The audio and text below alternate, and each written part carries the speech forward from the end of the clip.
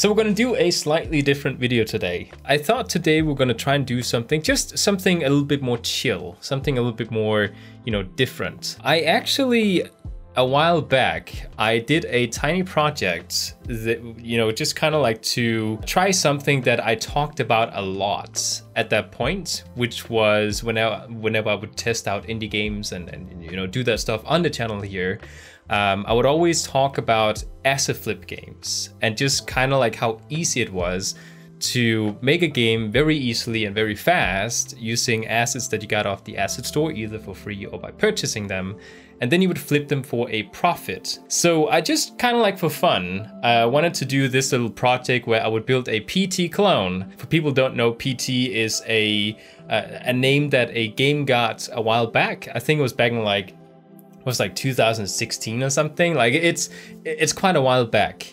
Basically, it's a horror game, and you would just continue the same hallway while things changed. Essentially, people would recreate this because it kind of like blew up, and there was a lot of PT clones out there on Steam and different other websites where you could purchase their games. And a lot of these cases, it was people who weren't really interested in making games because they enjoyed to do so, but just more or less, an asset flip game where they would, try and put something together in a very short amount of time to get people to buy it for a profit. Essentially, I went in and I got a couple of assets, and I wanted to see, okay, so I'm preaching about it's so easy to put together these games in a very short amount of time. And I thought to myself, well, can I do it in a very short amount of time? Because, that's the real test here.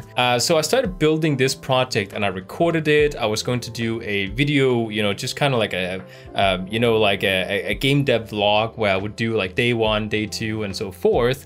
And wouldn't you know it, my hard disk just completely busted and I lost everything. So I was just kind of left with this project here, and I thought, well, that was those 4 days. Not gonna get those back again. What am I gonna do now with this project here? And it's just kind of been laying on my computer, I haven't really done anything with it. So I thought, you know what, let's do a chill episode. I'm just kind of gonna show where I got to and just kind of talk a little bit about, how simple it was to put together, just kind of give like a look behind the scenes to see, it's not a complete game, like it's not done yet, but it's just kind of like, it has like the looping mechanic is working in a, like this is something I had to get done very quickly kind of way. And, the environment is set up and things are like, ready just to have the jump scares included, and then basically it's done. So we do have a project here, it's just not finished yet. Like it's like the last 20% it's missing, and then it's technically an asset flip game, if you would say that.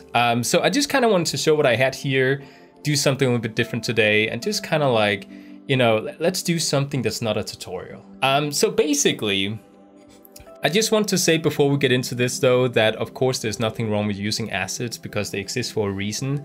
Asset flip games, it's not the same thing as using assets off the asset store because, some people are just really good at programming, some people are really good at story writing, but they might not be very good at creating assets. So, they need help with doing that.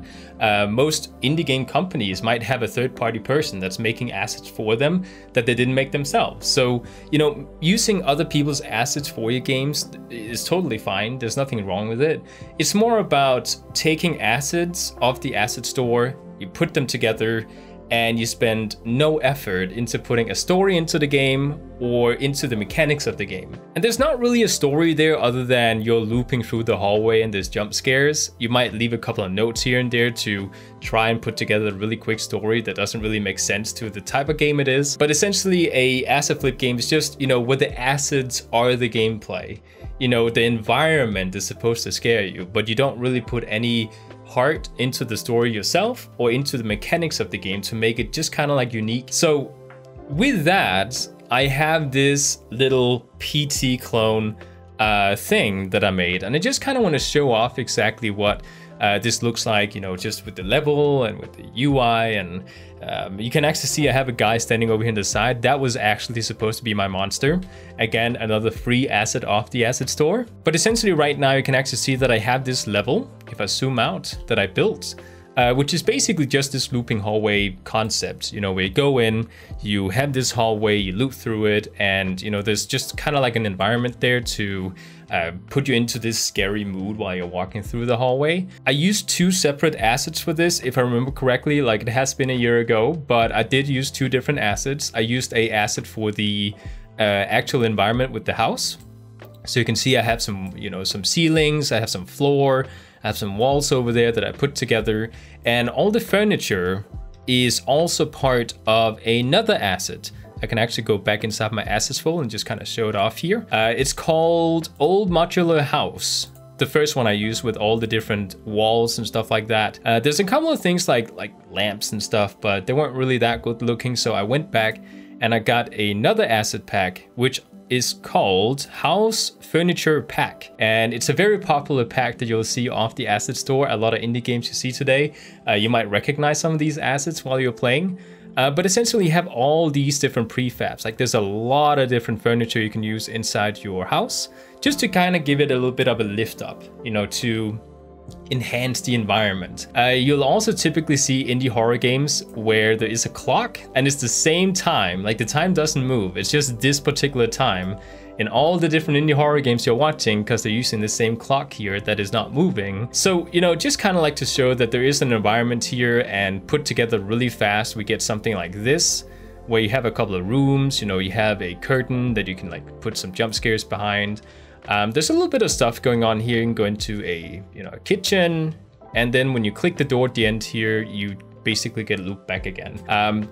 This whole thing took about, I think it took 2 days to just kind of put everything together a little bit on and off. Like, I'm usually like a 2D person when it comes to Unity. I have done 3D games in the past, but not really when it comes to other people's assets. I would usually make things myself. So putting together things, so they weren't like clipping and stuff, and I just kind of like had to figure out what was the best way to design everything. I spent quite a bit of time to try and make this as realistic as possible. So basically, we have this house here that is just full of assets. You can actually see I have this little black bar right next to the door, which is technically because when you go in here, there might be a slight gap when it came to the door frame where you could see out. So, you could just make the skybox black if you wanted to do that, but I just kind of like put a little black square here so you wouldn't see anything but darkness if you could actually see through. So that's just a fun little thing. We have some flooring, we have some ceilings that you can only see if you go under it. We do also have a UI, if I were to actually go into it here. You can see that right now it is pretty dark, and that's because the UI is not really... oh, okay, now I'm confusing myself here. This is actually the reticle. If we go into the game, there's going to be like a tiny reticle in the center of the screen, which is going to be this one here. So just kind of like to show that we have some different things here. There's a UI, there is a player, there's a zombie that has a rig. That's actually where I kind of stopped off. I was going to rig the zombie so he would like do animations and scare you. But we didn't really get that far into the process. What I'll do here is I'll go back to the house, and I just kind of want to show you that we have... as you can see as well, the hierarchy is just a huge mess. There's no system going on here. Proves the point that I was just trying to really quickly slap something together here. I just kind of put everything together, and I was duplicating things, and it just turned into this big mess here that you see. There's also no LOD going on here, which is level of detail. Obviously, we're not really going to get that far away from things, but basic level of detail is like when you're, the further away you get, the more or the less detailed things are going to get, and at some point it might even disappear. So there's nothing of that going on because it's just a very simple level. There's nothing big going on here. So what I'll do is I'll just kind of like show with the lighting and the post-processing. So right now you can see this is like how a game would look like typically when you make a 3D game. And you might be thinking, well, that's, it looks like a house, but it doesn't really look that good. Like it's it has no post-processing, it has no lighting or anything applied to it. So what I did was I went ahead and added some lighting to my scene. And all of a sudden, you can see we start getting something that looks a little bit more horror-like. There's some ambience going on here. But it's still, it's not really, the best looking.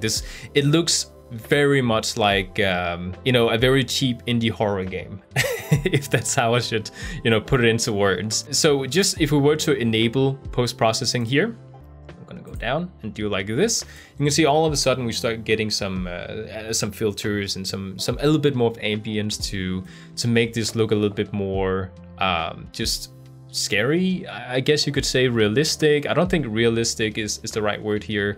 It gives it some atmosphere that is a little bit more in tune with something that you spent time on. So what I'll do is I'll just kind of like play it, because I did also add sound effects that you'll probably be able to hear. Let me turn up the audio here for you a little bit, because it's probably not very loud. So basically we have the house here. There's footsteps going on. You know, you can just kind of hear there's something going on there with the player.